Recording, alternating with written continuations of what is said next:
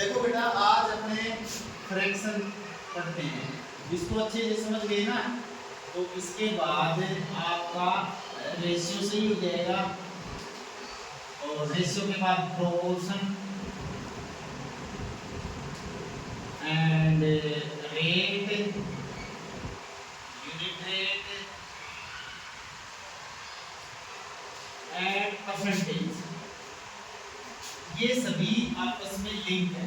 ये सभी क्या है? आपस में लिंक। और अपनी सारी जो कहानी स्टार्ट है पूरे मैथ में, हम पूरा नंबर लाइन पे खेलते हैं। कहाँ खेलते हैं? नंबर लाइन पे। तो हमारा नंबर लाइन ये है बेटा, 0 से 1, ये है। अगर हम एक बात देखें बेटा, इस 0 और 1 के बीच में भी बहुत सारे नंबर पड़ेंगे, ठीक है। अब एग्जाम्पल के लिए आप समझिए बेटा कि ये मान लो कोई एक चीज है। कितनी चीज है? एक, ठीक है।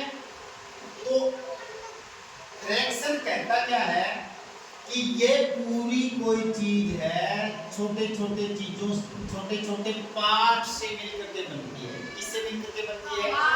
छोटे छोटे पार्ट से मिलकर के बनती है। वो हमारे ऊपर डिपेंड है कि इस एक के हम 2 पार्ट करें, 3 करें, 10 करें, या 100 पार्ट करें, या 1000 पार्ट करें, या लाख पार्ट करें। हमें क्या करने हैं?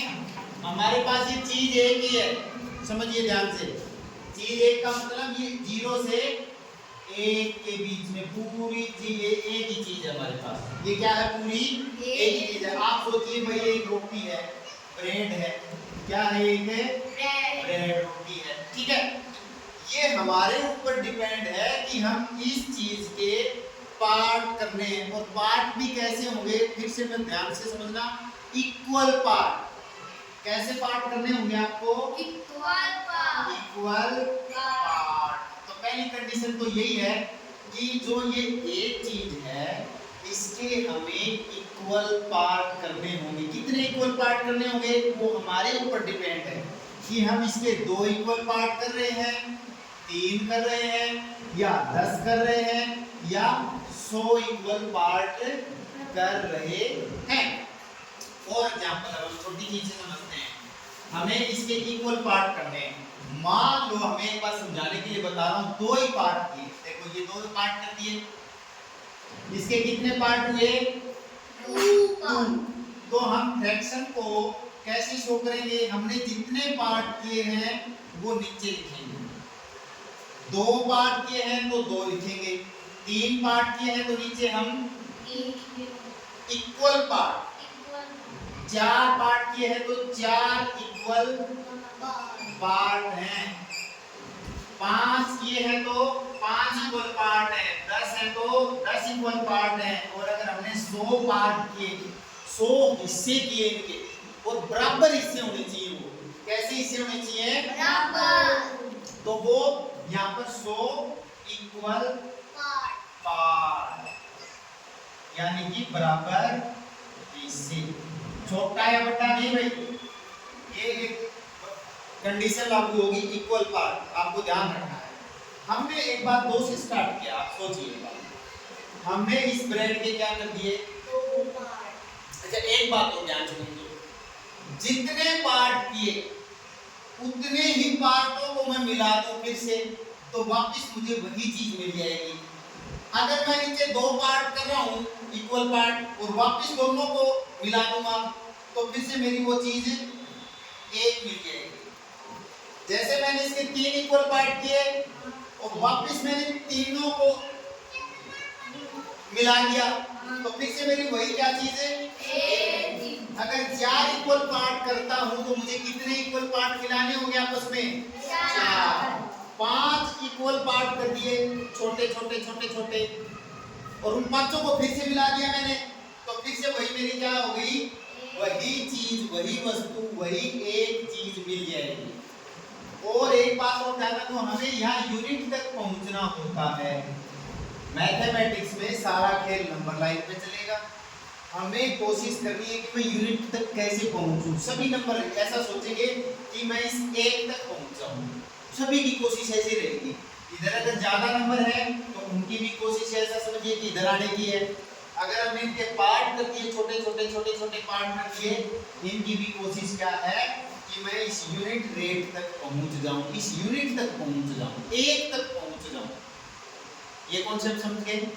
ठीक है, आप फिर से देखिए बेटा, अगर मैंने 10 इक्वल पार्ट किए इस एक के, क्या किए 10 इक्वल पार्ट किए, तो वापस कितने पार्ट मिलाऊंगा कि पूरी एक मिल जाएगी? 10 ही मिलाऊंगा। 100 इक्वल पार्ट किए तो वापस मैं कितने मिला दूं? 100 ही मिला दूं। यानी कि जितने इक्वल पार्ट करूंगा वापस उनको मिलाने पर वो चीज वापस मिल जाएगी। अभी हम इसको तोड़ रहे हैं और फिर जोड़ेंगे।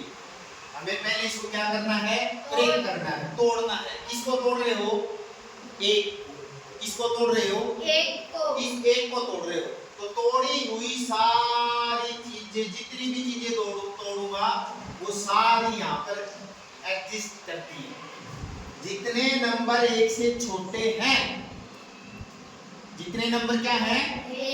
0 से 1 के बीच में जितने भी फ्रैक्शन है, नंबर नहीं फ्रैक्शन बोलूंगा उसको मैं, जितने भी फ्रैक्शन मैं करूंगा, फ्रैक्शन को ध्यान से समझिए, वो सारे यहाँ एग्जिस्ट करेंगे। कहाँ करेंगे? और यहाँ से एग्जिस्ट करते हुए वो कहाँ पहुंचेंगे? इस 1 तक पहुंचेंगे। आगे बात समझ में? देखिए अब सिंपल भाषा में और अच्छे तरीके से समझने की कोशिश करेंगे, ठीक है? मैंने एक बार सोचा कि इस एक कॉन्सेप्ट और अभी निकल के आएगा। यही एक रोटी है, मुझे क्या दिया मैंने यहाँ पर? एक, और उसके मैंने इक्वल पार्ट किए हैं, कितने? 2। तो जितने इक्वल पार्ट करते हैं वो हमेशा नीचे आता है, ठीक है ना? और उस इक्वल पार्ट में से मेरे पास कितने हैं? उस इक्वल पार्ट में से मेरे पास कितने हैं वो यहां आएगा। तो मान लो मैंने ये पार्ट मेरे को ले दिया, मैंने 2 पार्ट किए थे। कैसे पार्ट किए थे? इक्वल। उसमें से एक मेरे पास आ गया तो मैंने ये लिख दिया 1/2। तो ये क्या बन गया? फ्रैक्शन। क्या बन गया? फ्रैक्शन। इतनी बात समझ में आ गई क्या? फिर से समझ लीजिए, कितने इक्वल पार्ट किए हमें उसका किससे पता चलेगा? उसमें से मेरे पास कितने पार्ट हैं वो ये है। इस ऊपर वाले को बोलते हैं बेटा न्यूमरेटर। इसको क्या बोलते हैं? न्यूमरेटर। और नीचे वालों को बोलते हैं डिनोमिनेटर। डिनोमिनेटर। तो कोई भी फ्रैक्शन होता है उसमें ऊपर एक न्यूमरेटर होता है और एक नीचे डिनोमिनेटर होता है। 2 बात समझ में आ गई? डिनोमिनेटर ये कहता है कि उस एक चीज के, एक वस्तु के, एक ब्रेड के, एक रोटी के कितने बराबर हिस्से में तोड़ी गई है वो ये बताएगा। तोड़ते वो इतने हिस्से, लेकिन मेरे पास कितने हैं वो ये बताएगा। इतनी बात समझ में आ गई? ठीक है, अगली बात, अगर मैं इसके हिस्से तोड़ते जाऊंगा इक्वल, जितने ज्यादा हिस्से में तोड़ूंगा वो चीज उतनी ही छोटी होती जाएगी। क्या होती जाएगी? उतनी ही छोटी। जैसे यही एक रोटी वही है, ध्यान से समझ लो, वही एक रोटी है। अब मुझे इसके 3 हिस्से करने हैं और 3 हिस्से कैसे करोगे? बराबर।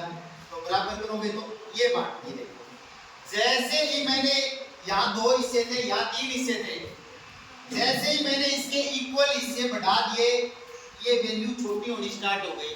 देखो पहले बड़ी नहीं थी क्या? तो ये छोटी हो गई या नहीं हो गई?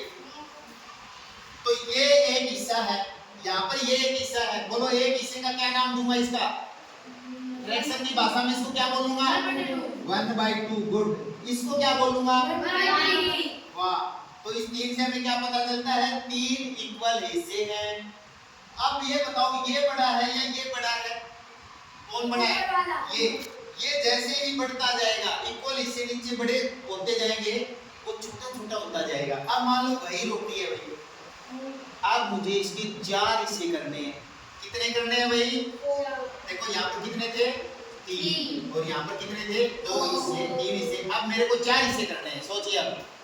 और कैसे करने हैं चारों? बराबर। तो देखो ये आपका और भी छोटा ये रोटी है, ये 4 हिस्से हो गए, मान लो बराबर हिस्से हैं चारों। तो ये जो हिस्सा है ये इससे भी क्या हो जाएगा? छोटा। छोटा, ठीक है। तो इस एक हिस्से को क्या लिखूंगा मैं? 1/4। फिर से देखिए वही एक रोटी है।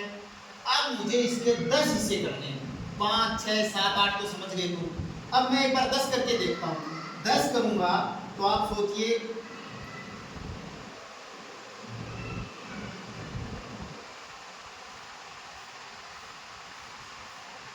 ये 10 हिस्से हो गए। तो ये जो 10 हिस्से हो गए, तो जितने हिस्से होते हैं और ये सभी हिस्से आपस में क्या है? इक्वल। तो ये जो एक हिस्सा मैंने लिया तो इसको मैं क्या कर दूंगा? 1/10। तो ये क्या बता रहा है? एक पार्ट को बता रहा है। और एक पार्ट कैसा है? वो एक से छोटा है। तो सभी फ्रैक्शन आपके हमेशा एक से छोटे होंगे। इस एक की वैल्यू तक आए नहीं है, सारे फ्रैक्शन क्या हैं? एक से छोटे होंगे, क्योंकि हमने एक को तोड़ा है। जब एक चीज को तोड़ते जाते हैं तो वो छोटी तो मिलेगी हमें। इतनी बात समझ गए? हमने 2 हिस्से किए, इसका मतलब उसका एक पार्ट बड़ा है। हमने 10 हिस्से कर दिए तो उसका एक पार्ट छोटा। जितने हिस्से करते जाओगे वो जो एक पार्ट है उतना ही छोटा होता जाएगा, उतना ही छोटा होता जाएगा। समझ गए बात? अब मैं तुमसे बताऊं भाई 1/2 और 1/7 में बताओ छोटा कौन है? 1/7। क्यों? हमने 7 हिस्से कर दिए उस चीज के, और उस 7 में से मेरे पास कितने हैं? एक ही है। अब एक बात और समझिए, अब मैं मान लो 3 वाले से बता रहा हूँ। अब मैंने ये हिस्सा और ले लिया, तो अब बताओ मेरे पास कितने हिस्से थे? और ये अकेला लिया था, इसको क्या बोला था? ये हो गए 2/3। आगे समझ में? अब बताओ 1/3, 2/3 में बड़ा कौन है? 1/3। बड़ा क्यों? 2 हिस्से आ गए ना। 3 में से कितने हिस्से हैं तुम्हारे पास? 2। बड़ा तो ये है।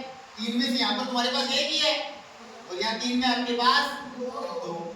अब यहाँ पर 3, अब ये हिस्सा भी मैंने ले लिया, तो टोटल हिस्से कितने थे? 3 में से तीनों आ गए तुम्हारे पास। तो बताओ कितना आ गया? पूरा आ गया ना। तो कौन बड़ा है? 3/3। 3/3 बोले तो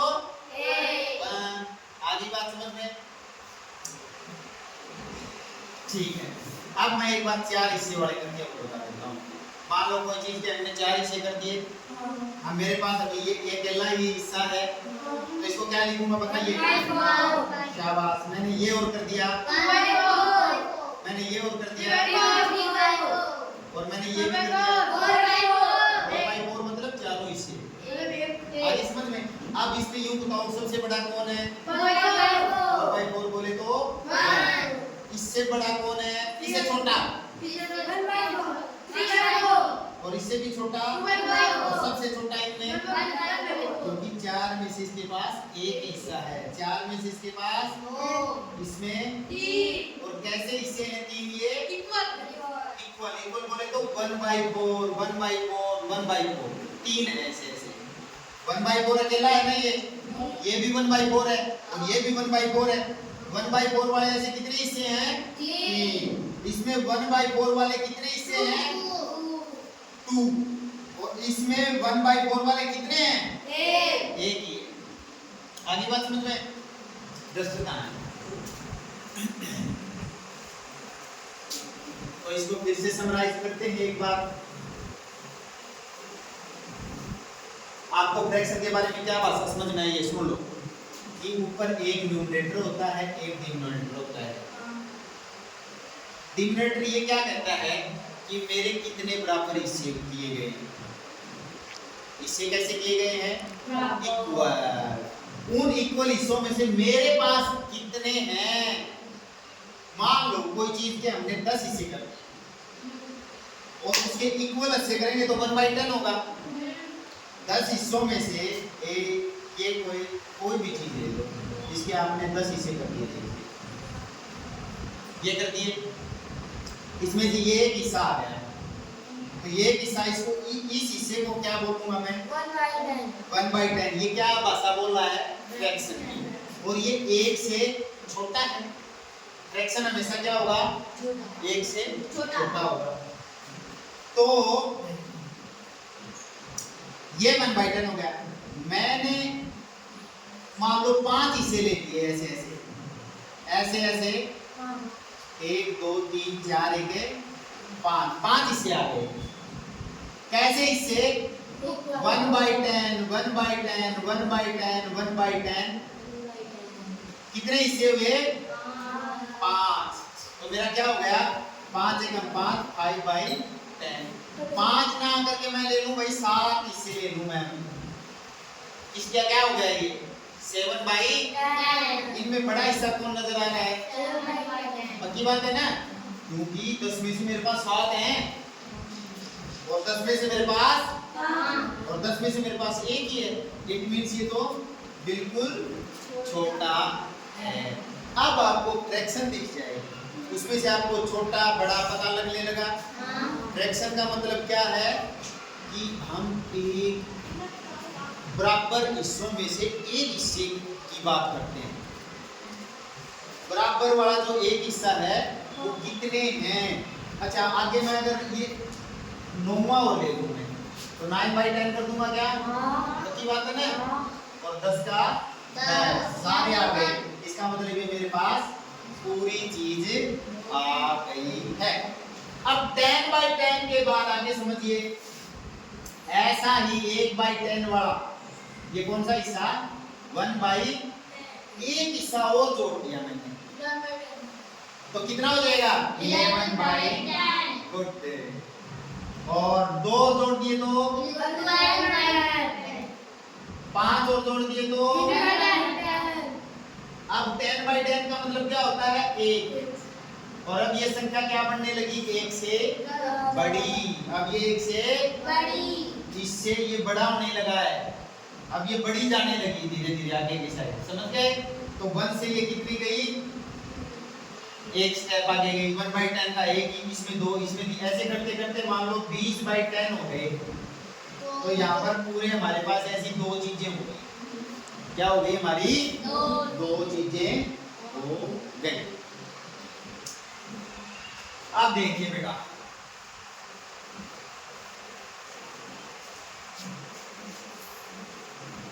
रेशियो हमारा फ्रैक्शन के बाद आएगा। पहले फ्रैक्शन को अच्छे से समझिए। फ्रैक्शन को हमें क्या करना है, अच्छे से समझना है। तो फ्रैक्शन का अभी आपको क्या पता चला कि भी फ्रैक्शन क्या होता है। फ्रैक्शन में छोटा बड़ा कौन होगा, ठीक है। अब ध्यान से समझो, जो 1 से छोटे हैं, इधर 1 आया था और 1 से छोटे थे सारे, इनको क्या बोला था, प्रॉपर फ्रैक्शन। इनको क्या बोला था, प्रॉपर फ्रैक्शन। और ये 1 वाला है, इसको बोला था होल फ्रैक्शन। क्या बोला था, होल मतलब पूरा मिल गया अपन। और इससे जो ज्यादा आगे जा रहे थे वो क्या थे, इम्प्रॉपर फ्रैक्शन। इम्प्रॉपर फ्रैक्शन, ठीक है। Proper fraction, whole fraction and improper fraction. आप आगे समझिए कॉन्सेप्ट इनके बारे में और भी अच्छे से। मैंने एक फ्रैक्शन लिख दिया 3/4, आगे बात समझ में। और एक लिख दिया 5/, चलो पहले एक बार पहले हम इसको इक्विवेलेंट फ्रैक्शन सीखते हैं। इक्विवेलेंट फ्रैक्शन समझिए एक बार क्या होता है, ध्यान से सीखिए। अगर ये कोई फ्रैक्शन है, इसके ऊपर और नीचे यानी न्यूमरेटर एंड डिनोमिनेटर, दोनों को अगर मैं सेम संख्या से मल्टीप्लाई कर दूं या डिवाइड कर दूं तो इसके ऊपर कोई भी फर्क नहीं पड़ेगा। तो मान लो मैंने इसको 2 से मल्टीप्लाई किया तो नीचे भी 2 से ही मल्टीप्लाई करना पड़ेगा। तो इसकी क्या तो कितना गया 3 दूनी 6 और 4 दूनी 8। तो ये 3/4 और 6/8 दोनों आपस में क्या है इक्विवेलेंट फ्रैक्शन। समझिए बात। और इक्विवेलेंट फ्रैक्शन निकालने हो तो अभी 2 से गुना किया था, अभी मैं किससे कर दूं नीचे भी, तो 3 किया 9 और 4 किए 12। बोलो ये भी आपस में क्या है बराबर। क्या है बराबर, इक्विवेलेंट, इनकी वैल्यू बराबर है। आगे बात समझ में। और निकालने हो तो अब 4 से गुना कर दो, तो 4 किया 12 और 4 चौके 16। तो मुझे ये भी इक्विवेलेंट फ्रैक्शन आप कितने भी निकाल सकते हो, 5 से कर दो, 6 से कर दो, 7 से, 8 से, 9 से, 10 से, आप कितने भी इक्विवेलेंट फ्रैक्शन निकाल सकते, निकाल लोगे। इक्विवेलेंट फ्रैक्शन निकालना आ गया क्या, पक्की बात है, ठीक है। आप समझिए, आप इनको सभी को काटोगे, सभी को काटोगे तो कहां पहुंच जाओगे 1/4। इसलिए ये सभी क्या हैं इक्वल हैं, इसलिए इनको इक्विवेलेंट फ्रैक्शन बोला है। इसको काट के देखिए जरा, यानी काटने का मतलब क्या है, इसको इनके HCF से भाग दीजिए। इससे भाग दीजिए HCF से, सीधे काट लो एक बार। 2 × 12, 2 × 8 = 2 × 6, 2 × 8। लास्ट में क्या आ गया 3/4। ऐसे ही ये भी 3 × 9, 3 × 12, 2 × 6 और 2 × 8। सभी में क्या आ रहा है 3/4। ये भी 3/4 है, ये भी 3/4। इसका मतलब ये आपस में क्या है इक्विवेलेंट फ्रैक्शन। इसको ध्यान अच्छे से समझिए इक्विवेलेंट फ्रैक्शन, क्योंकि इक्विवेलेंट फ्रैक्शन आपके प्रोपोर्शन में काम आएगा। इक्विवेलेंट फ्रैक्शन का आपको नहीं पता है तो आपको इक्विवेलेंट रेशियो का भी नहीं पता चलेगा। इक्विवेलेंट रेशियो का नहीं पता चलेगा तो प्रोपोर्शन भी समझ में नहीं आएगा, क्योंकि प्रोपोर्शन की कंडीशन ही यही है कि आपके रेशियो इक्विवेलेंट में होने चाहिए, तभी वो प्रोपोर्शन बनाएंगे। अगर इक्विवेलेंट में नहीं है तो आपका प्रोपोर्शन नहीं बनेगा, रेशियो से प्रोपोर्शन नहीं बनेगा। चलो बात लो, इक्विवेलेंट क्यों समझ गया क्या बात। अगर आपको इक्विवेलेंट फ्रैक्शन या इक्विवेलेंट रेशियो नहीं बनाना आएगा तो आपका प्रोपोर्शन भी नहीं समझ में आएगा। तो इक्विवेलेंट फ्रैक्शन समझ गए, ठीक है। आप मुझे बताइए, ये 3/4 है, अब मैंने यहाँ पर ये कर दिया, तो बताओ मुझे यहाँ क्या आएगा ताकि इक्विवेलेंट फ्रैक्शन हो जाए। जोर से बोलो 12 क्या पक्का, कैसे पता चला, सुनो पहले हम इनका रिलेशन देख लेंगे। ये कितने गुना ज्यादा है 4, यानी इसकी 4 से गुना किए है ना, तो इसकी भी किससे गुना होगी 4। मैंने अभी बताया था सेम डिजिट से ऊपर भी गुना करना, सेम डिजिट से नीचे भी गुना करना, इस पे रिस्पेक्टिव कोई भी फर्क नहीं पड़ेगा। तो 4 दिया 12 आ गए। आप ध्यान से समझिए, मैंने ये कर दिया 12/16। अब मुझे बताओ यहाँ क्या आएगा, कैसे पता चला, सुनो ध्यान से। मुझे क्या पता चला, ये जो 12 का ये 3 है, ये कैसे मिला, इस 12 को किससे भाग किया है, किससे किया है मल्टीप्लाई नहीं किया ना, क्या किया है वो इधर भी मेरे को 16 को क्या करना पड़ेगा इससे, इसी से सॉरी 4 भाग करेंगे तो 4 आएगा ना, तो ये भी 4 से ही भाग करना पड़ेगा। 4 से भाग करोगे तो 4 चौके समझ रहे हो क्या बात? फिर से समझिए ध्यान से। मैंने क्या बताया था, इक्विवेलेंट फ्रैक्शन निकालने के लिए यहाँ यहाँ सेम से चाहे तो गुणा करो, क्या करो? गुणा। चाहे सेम से क्या करो? कोई फर्क नहीं पड़ेगा। अब बताओ मुझे,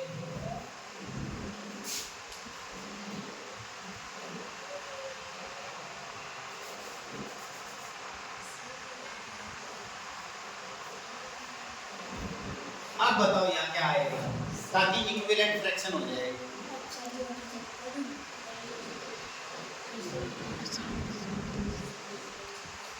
सात आएगा। कैसे आया देखो, मुझे इधर से इधर पहुंचना था, तो यहाँ से यहाँ कैसे पहुंचा? इसको भाग दे करके, क्या दे करके? तो कितना आया इसको? किससे भाग दिया मैंने? 8 से। 8 से भाग दूंगा तो 8 ही आएगा। तो मुझे यहाँ 8 से भाग देना पड़ रहा है, तो यहाँ पर भी किससे भाग देना पड़ेगा? 8 से। पक्की बात? तो 8 से भाग दोगे कितना आ जाएगा? 8 2 7 तो 7/8। आगे बात समझ में? फ्रैक्शन आपको एक छोटा सा हिस्सा बताता है, और छोटा सा हिस्सा कौन सा? इक्वल हिस्सा। उसमें कितने इक्वल हिस्से हैं? ये आपकी रोटी थी, इसके हमने मान लो ये आधा भाग, 4 भाग। कितने भाग कर दिए? तो नीचे 4 ही करूंगा। 4 में से मेरे पास ये भी है, ये भी है, ये भी है, तो कितने कर दूं? 3/4। यानी आपके पास 3/4। ये क्या कह रहा है? क्या इससे क्या समझ पा रहे हो बताओ मेरे को? 3/4 का मतलब क्या है?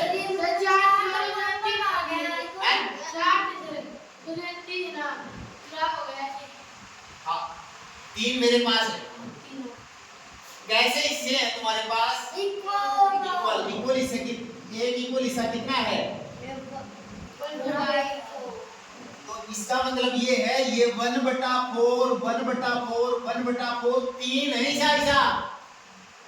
इसका मतलब ये क्या है, जो 1/4 बड़ा हिस्सा है, ऐसे ऐसे मेरे पास कितने हैं? 3 का 3/4। इसका मतलब ये है, इसको याद रखिए आप हमेशा,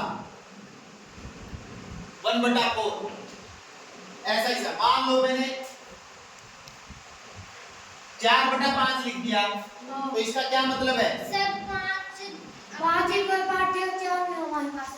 है, लेकिन कैसे हिस्से? इसमें इक्वल हिस्से हैं, तो एक हिस्सा के क्या कहलाएगा? इसका इक्वल हिस्सा 1/5। ऐसे ऐसे हिस्से हमारे पास कितने हैं? 4। ऐसे ये बात है इनकी। अब मैं लिख दूं 6/7। इसका मतलब क्या है? 7 हिस्से थे बराबर, उसमें से 6 हिस्से मेरे पास हैं, तो 7 हिस्से किए मैंने, तो उसमें एक हिस्सा क्या होगा? 1/7। तो ऐसे ऐसे कितने हिस्से मेरे पास? 6 गुना में 6। ये आप इस 1/7 को मत भूलना, एक हिस्से को। समझ गए क्या बात है? अरे समझ आ गए? Yes sir. देखिए मैं लिख दिया 60/100। इसका मतलब क्या है? देखो 100 हिस्से बराबर किए मैंने। कितने हिस्से किए? 100। उसमें से 60 मेरे पास हैं। अब ये बताओ 100 हिस्से किए तो एक हिस्सा कितना होगा? 1/100। एक हिस्सा 1/100। ऐसे ऐसे हिस्से 1/100 1/100 1/100 1/100 ऐसे ऐसे कितने हैं मेरे पास? 7 गुना में 7। इसका मतलब ये है, इसको मत भूलना। समझ गए?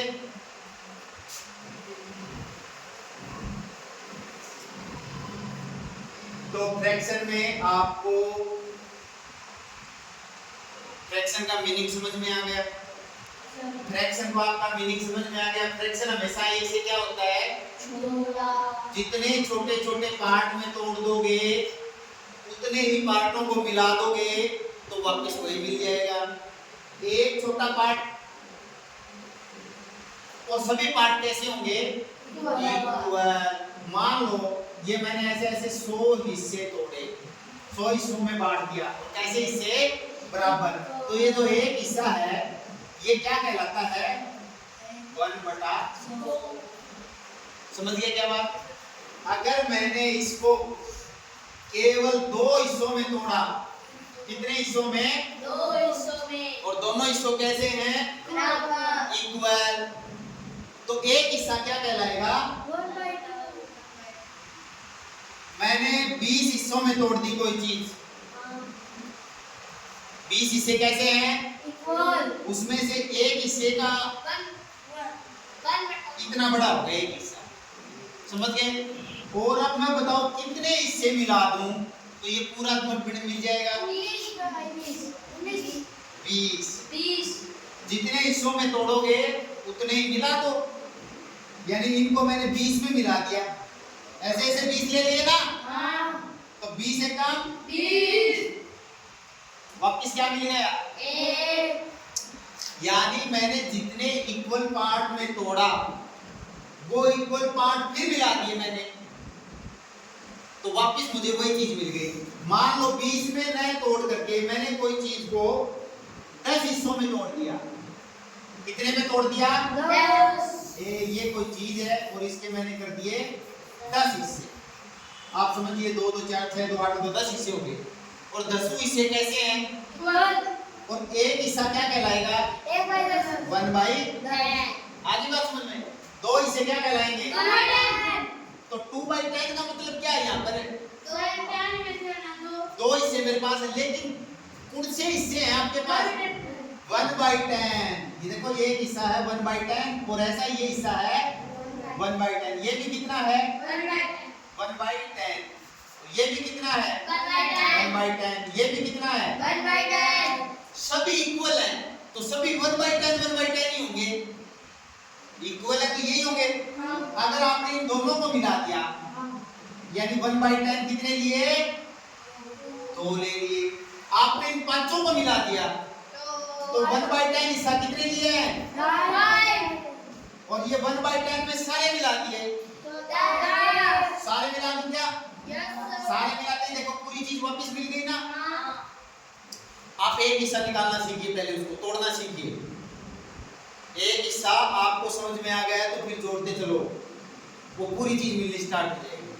तो फ्रैक्शन हमेशा एक से छोटी होती है। सारा हमारा खेल यहाँ चलेगा नंबर लाइन के ऊपर।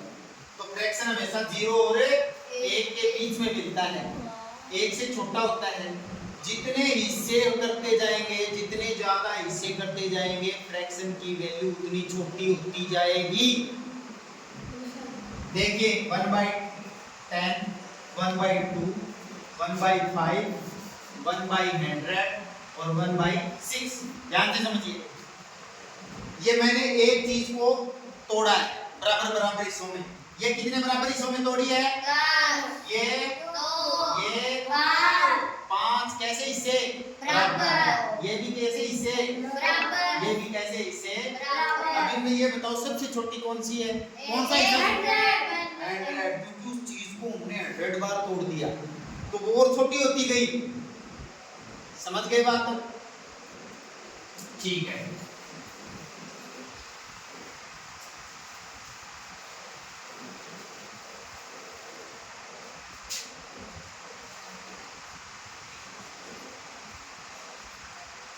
जिसका नीचे का हिस्सा बराबर है ना? सभी को साथ साथ भागों में तोड़ा गया है। तो इसमें बताओ सबसे बड़ी कौन सी है? 6/7। 6/7। 6/7, क्योंकि 7 हिस्सों में से 6 हिस्से हैं मेरे पास। बड़ा तो हो ही गया। और यहाँ 7 में से 3 ही है और यहाँ 7 में से 1 ही, ये और भी छोटा है।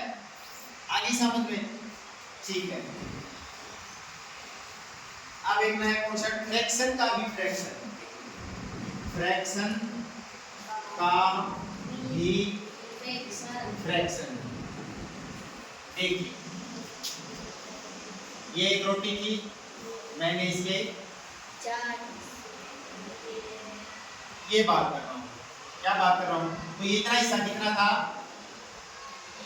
1/2। और 1/2 ये था क्या? इस आधे का भी आधा कर दिया तो ये कितना बन गया? गुड, 1/4। ये भी 1/4 है, ये भी 1/4 है। कितनी समझ गया? अब इसे 1/4 का भी आधा कर दिया तो देखो ये हिस्सा है ना, ये कितना हो गया? अब इस हिस्से का भी मैं क्या करता हूँ? आधा। तो ये कर दिया 1/16। ऐसे करो, ये पूरा 1/8 था और ऐसे कर दिया तो ये कितना बन गया? 1/16। और इसका भी आधा कर दिया आंख होते कर दियो 1/16 जो कि है 1/32। देखो नीचे पार्ट बढ़ा गया ना तो हिस्सा और भी छोटा हो गया या नहीं हो गया? ऐसे ऐसे इसके कितने हिस्से बना दिए? ऐसे ऐसे कितने हिस्से बना दिए? 32। 1/32 और ये है 1/8। बताओ बड़ा कौन है? 1/8 बड़ा है क्योंकि इसके 8 हिस्से हुए और इसके 32 हिस्से होते हैं। आगे समझ में? तो फ्रैक्शन का भी हमने क्या कर दिया? फ्रैक्शन का भी फ्रैक्शन करते जाते हैं तो वो और भी छोटी होती जाती है, वो और भी छोटी होती जाती है। आगे क्या समझ में? मेरे ख्याल से इतना ही काफी है। इसको समझ गया क्या?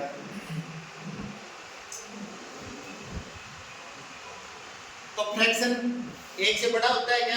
नहीं, छोटा ही होता है। ठीक है, तो वो क्या चाहेगा? मैं 1 की साइड चला जाऊं, जुड़ के क्या बन जाऊं? क्योंकि फ्रैक्शन को पहले 1 से तोड़ करके बनाया गया है। 1 से क्या किया है? तो ये टूटी हुई यूनिट फिर से जुड़ करके क्या बना देगी? वापस 1 और 1 से भी बड़ी चली जाएगी संख्या। आगे बात समझ में? अबे हाँ से एक और बात, ये 1 है और ये है आधा, ये है आधा, ये है। आप ये बताओ, ध्यान से समझना क्वेश्चन। इस 1 में आधे कितने हैं? अच्छा, अब मैंने 4 भाग और कर दिए। ये 1 क्या हो गया? 1/4। तो इस पूरे 1 में 1/4 कितने हैं? 4 4 ही होंगे। देख लो 1 2 3 4। आगे बात समझ में? अब मैंने इसका मान लो 8 हिस्से बना दिए। कितने बना दिए? 8। 3 8 बनाता 3 ये तो बेटा 4 में है और इसके बराबर दोनों को क्या ये बन गया 3 3 6 और ये जो 8। अब तुम्हारा 8 बन गए, समझ रहे हो ना? तो ये एक हिस्सा कितना है? तो इसमें कितने 1/8 हैं? 8। आगे समझ में? 1/8 एक ये है, 2 3 4 5 6 7। आगे क्या समझ में? अब मैं तुम्हें ये छोटे बड़े क्वेश्चन अपने जो अपने एक्सरसाइज है ना उसमें आपको समझ में आने लगेगा, जो अपने एक्सरसाइज करेंगे। ठीक है, और वो पीडीएफ दे दूंगा।